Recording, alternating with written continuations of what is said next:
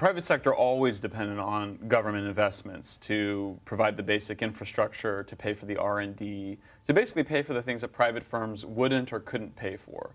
But I think we're in a special circumstance now with the economic crisis. You got to remember, one of the reasons that people, that economists and others would oppose government investment in the private sector was that they were worried that if the government invested, it would crowd out private investors. In other words, the government is such a big buyer, such a big investor, that if it were to make those investments, that private companies wouldn't be able to get involved and it would stifle growth. Mm-hmm. Well, that's no longer the concern. I mean, we're in a situation now where private investors are keeping their money in cash and they're not investing in the future because they lack confidence that the economy is going to recover anytime soon. Mm-hmm. And so what you need is the government to make those investments to crowd in private investors. And I think that people are starting, it takes a while for our ideas to catch up to events. And I think that people are still sort of just grappling with what the implications are of what just happened. That all of the arguments that we heard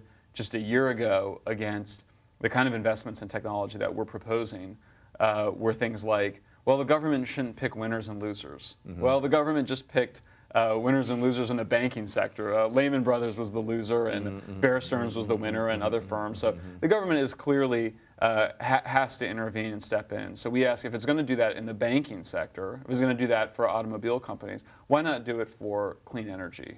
It's the only sector, I think, out there that has the most potential for stimulating a lot of long-term economic growth, not just in the United States, but globally.